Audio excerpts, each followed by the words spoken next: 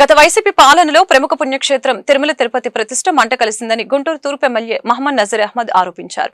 దోచుకోవడం దాచుకోవడం లక్ష్యంగా పెట్టుకున్న వైసీపీ పెద్దలు సిగ్గు లేకుండా తిరిగి రోడ్లపైకి వస్తున్నారని దుయ్యబట్టారు. కూటమి ప్రభుత్వం 100 రోజుల పాలనలో అనేక సంక్షేమ కార్యక్రమాలు అమలు చేసిందని గుర్తు చేశారు.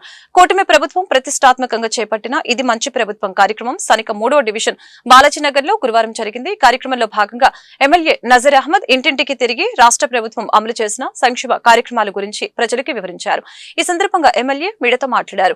కూటమి ప్రభుత్వ పరిపాలనలో ప్రజా సంక్షేమం రాష్ట్ర అభివృద్ధి పరుగులు తీసిందని చెప్పారు. అర్హత ఉన్న ప్రతి ఒక్కరికి సంక్షేమ ఫలాలు అందిస్తామని అన్నారు. ఈ కార్యక్రమంలో నగర డిప్యూటీ మేయర్ షేక్ సజీలా, 3వ డివిజన్ టీడీపీ ఇన్ఛార్జి అల్లం భాస్కర్, ఐలా శ్రీను, కార్పొరేటర్ ఎల్లావుల అశోక్, కొలగాని సుబ్బారావు, కోట పిచ్చిరెడ్డి తదితరులు పాల్గొన్నారు. మంచి ప్రభుత్వం పేరుతో రాష్ట్రంలో అధికారంలోకి వచ్చినటువంటి కూటమి ప్రభుత్వం ఈ కార్యక్రమాన్ని తీసుకోవడం జరిగింది.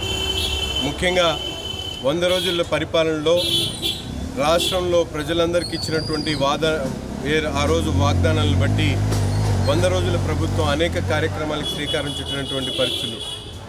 గతంలో పేదలకు అన్నం కోసం పెట్టినటువంటి అన్నా క్యాంటీన్ తీసేసినటువంటి పరిస్థితులు అయితే ఈరోజు తిరిగి 15 రూపాయలకే 3 పూట్ల భోజనం పెట్టేటువంటి అన్నా క్యాంటీన్లు ప్రారంభించడంతో పాటు సామాజిక పెన్షన్లు ప్రతి ఒక్కరికి కూడా అర్హులైనటువంటి ప్రతి ఒక్కరికి కూడా ఇచ్చేటువంటి కార్యక్రమాన్ని తీసుకొని దాదాపు రాష్ట్ర వ్యాప్తంగా 65 లక్షల మందికి, గుంటూరు నగరంలో ముఖ్యంగా గతంలో 8 కోట్లు ఇచ్చేటువంటి పెన్షన్లు ఈరోజు 11 కోట్లకు పెంచి ప్రతి ఒక్కరు కూడా అందించేటువంటి కార్యక్రమాన్ని ఈ సందర్భంగా తీసుకోవడం జరుగుతూ ఉంది. ముఖ్యంగా వికలాంగులు ఎవరైతే 3,000 తీసుకునే వాళ్ళు ఈరోజు వాళ్ళకి ఇంకొకరి సహాయం అవసరమని భావిస్తూ 6,000 కూడా వాళ్ళకి ఇచ్చేటువంటి కార్యక్రమం ఈరోజు ఈ ప్రభుత్వం చేస్తూ ఉంది. ఉద్యోగాలు లేక పిల్లలు ఇబ్బందులు పడుతున్నటువంటి వాళ్ళందరికీ కూడా 16,500 మందికి డిఎస్సి నియామకాలు చేసేటువంటి కార్యక్రమంతో పాటు ముఖ్యంగా రాష్ట్రంలో ఉన్నటువంటి ప్రజల ఆస్తులను కాపాడేటువంటి చట్టాన్ని ల్యాండ్ టైటిలింగ్ యాక్ట్ను రద్దు చేయడం అనే కార్యక్రమం కూడా ఈసారి ఈ ప్రభుత్వం తీసుకోవడం జరిగింది. అంతేకాకుండా పేదలకు అవసరమైనటువంటి విదేశీ విద్య పథకాన్ని కూడా పునరుద్ధరించి దాదాపు రాష్ట్రంలో 600 పైచులకు మందికి విదేశీ విద్య ద్వారా లబ్ధి పొందేటువంటి కార్యక్రమాన్ని చేనేత వర్గాలకు, కార్మిక వర్గాలకు అందరికీ కూడా ఉపయోగపడేటువంటి కార్యక్రమాల్ని ఈ ప్రభుత్వం చేస్తూ ఉంది.